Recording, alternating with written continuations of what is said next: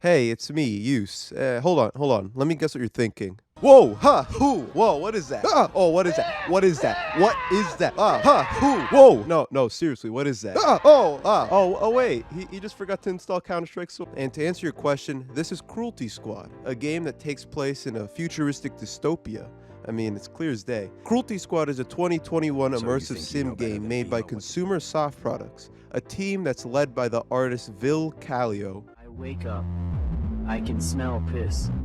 There's vomit particles on my keyboard. He's an interesting guy. What's that? You want to know what an immersive sim game is? Well, the immersive sim family of games are known for accommodating multiple playstyles, but some try to make you feel bad for not doing one specific playstyle, don't they?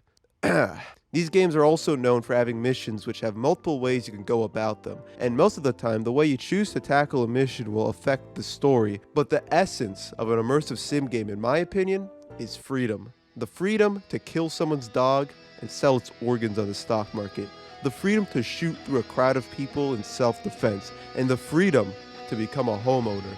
This is Cruelty Squad.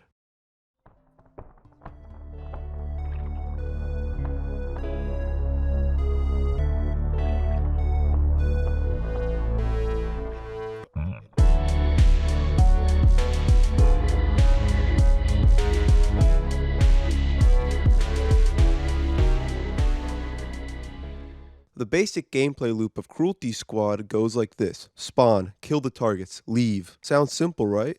Well, with the nature of this game being an immersive sim, there isn't one surefire way to complete each mission. There are many hidden routes, secrets, and traps at each level. You can either choose to attack head-on, or, if you're a smart fellow like myself, watch a walkthrough of the level. Cruelty Squad advertises no hand-holding, clearly pandering to the Gamers Against Holding Hands fandom, but I can confirm that I haven't held hands with a woman since I installed this video game. Completely unrelated to this, you also do get a very bare-bones tutorial, which does teach you the basics. Left click shoots, shift zooms, F kicks, and G throws your equipped weapon at Mach 3. To reload, you hold right click and drag down, and R is the select button, just like Battlefield. But the game doesn't teach you about the advertised advanced death mechanics, which doubles as the game's difficulty select. You see, in Cruelty Squad, the game decides the difficulty for you. The game starts in the hard difficulty by default, signified by this shiny chrome border, and if you die once, you're greeted by this picture. This means you're in Flesh Automaton mode. In this mode, enemies deal half damage to you, and if you die 4 times in this mode, the company you work for gets so annoyed by how often you're giving them $500 to respawn that they turn you into a subhuman thing that can respawn for free and heal from consuming corpses. You could go back to the first difficulty if you beat a level in punishment mode or find a divine light shrine. But what does that get you? A few doors and some self-respect? I don't need that. I don't need that. I'll keep my free respawns and cannibalism, thank you very much. And, you know, I got a door too. It doesn't have like $1,000 in a rocket launcher or anything, but there's a guy in there, and he can empathize with me. And he can't put a price on that. There is also a secret mode in the game that I won't spoil for you. All I'm saying is if you look behind these barrels in the tutorial level, you might find something. Anyways, since I know some of you are Seth fans, you heard organ harvesting, you heard stock market, you're like, wait, they got 2 forms of cannibalism? And you've already opened up the Pirates Bay, you know who you are. But for everyone else, they need an incentive to gather large amounts of capital other than Sigma grind set short squeezing all over the stock market. And that's where the body mods come in. This, in my opinion, is where the game really shines. These upgrades aren't boring stuff like 10% speed increase, for the most part. Many of these upgrades give you game-changing new abilities or are completely useless, but in a funny way. Upgrades like the Grapendix and Gunk boosters allow you to access new areas which may give you a new weapon or a cleaner way to beat the level. Upgrades like the Ammo Gland change your playstyle by removing your ability to reload and requiring you to wait until you secrete new bullets, but you will never run out of bullets. And upgrades like the Skull Gun give you a third gun. Hey, come over here. Come over here. No, don't be shy. Come over here. You want to know Papa Use's very own definitely didn't steal it from a Steam Guide technique to get big dollar cash? Oh, it seems I fogged you up there a little. Let me get that. So what you do is buy a bunch of game stock as early as possible, but before the Mall Madness level. And then after you beat that level, you just leave the game running as the stock keeps rising. It will stop rising once you complete the next level. Why did I share this with you? Well, all the powerful items in the game are not up for sale and you'll have to find them for yourself. Having millions of dollars won't make you overpowered, it will just open up new avenues for you. There's literally a fish in the game that is worth $2 million. Just go fishing in the casino for like 20 minutes, buy yourself a flesh suit, it jacks you off. Let me run you through what a playthrough of a level is like. Alright, I'm gonna play the casino level and I've heard there's some great fish in the sewers, so I'm gonna take a fishing rod with me. And I'm gonna take the ammo gland and the grenade launcher that releases corrosive gas because I have a lot of pent up rage and I plan to take it on innocent NPCs. Alright, let's get into it. So I'm going to go into the main entrance, loud and proud, and I'm going to approach the main sewer.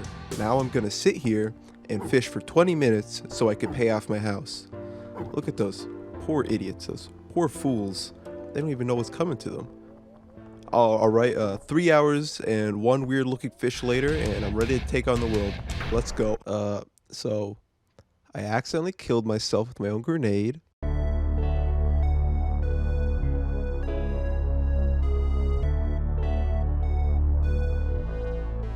I know what you're thinking. You want to know what the world behind this stock market is like, right? Well, Cruelty Squad takes place in a dystopian hyper-capitalist future where the only thing you can rely on is the price of pancreases staying at a steady $1. Unlike other games that follow a similar premise, Cruelty Squad doesn't really take itself seriously, and you'll figure that out very quickly. The mission briefings usually follow bizarre and crazy premises like the target is making a sacrificial mission to Mercury a little too safe. The chief of the cult of police took steroids and turned himself into this thing, or embezzlement. The NPCs in the game have silly dialogue that sometimes references modern internet culture. My favorite interaction was this one guy rambling to himself about porn AI or something, and then after he notices you, he tells you about his new splurt chain that he's making for his followers, and then he drops this line. I have thousands of followers. They say I'm black suppository and debased. If I wasn't such a coward, I would cut to a shot of me smirking like the funny guy that I am, but here, this will do. The plot of this game is very simple. You play as an unnamed depressed guy who just got laid off his previous job as part of the government death squad. But lucky for you, this guy interrupts your existential crisis to tell you he got you a new job as part of the Cruelty Squad. So take these drugs, kill that guy, and congratulations on becoming part of the economy.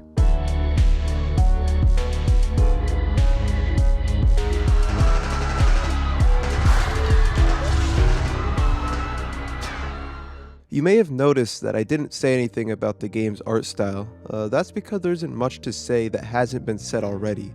It's hideous, I wish I could sue, anyone who complains about the graphics lacks an executive mindset, the usual stuff. And as you can tell, the game is one of those modern games with PlayStation 1 graphics, but the developer decided to go the extra mile and make it look as disgusting as possible. With textures using harsh contrasting neon colors, graphics that look like they were drawn in MS Paint, and menus that look like this. You can really tell this game is meant to scare away anyone who isn't a cool guy like me who owns one stock on Robinhood. This art style makes the environments feel either disorienting, terrifying, or both. But despite all of that, I actually kind of like how some of the characters look. The necromechs look pretty sick and I like the sounds they make, and the bouncy castle is a cool bit of body horror. As for the music,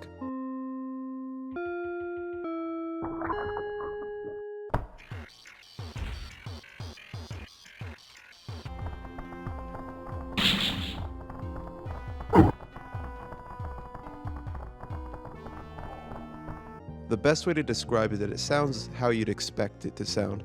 It usually leaves me feeling this great sense of dread. As for my opinion on the graphics, the only part that really bothers me are the textures, but that's probably because I didn't go to business school.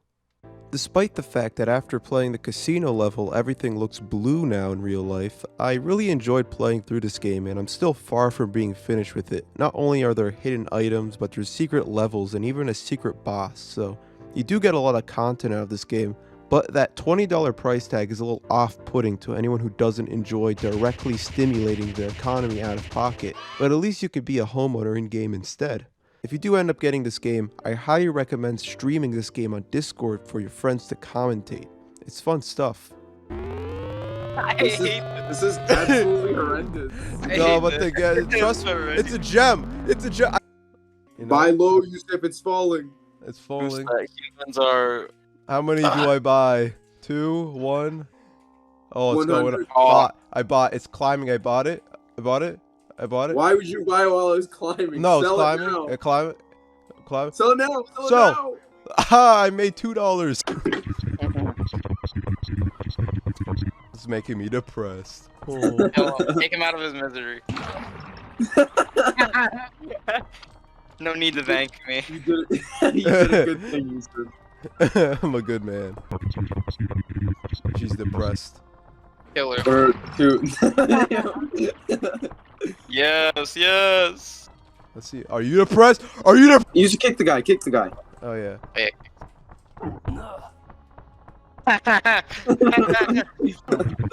Maybe you're too powerful and you just fucking obliterate him. Kick him. Kick him.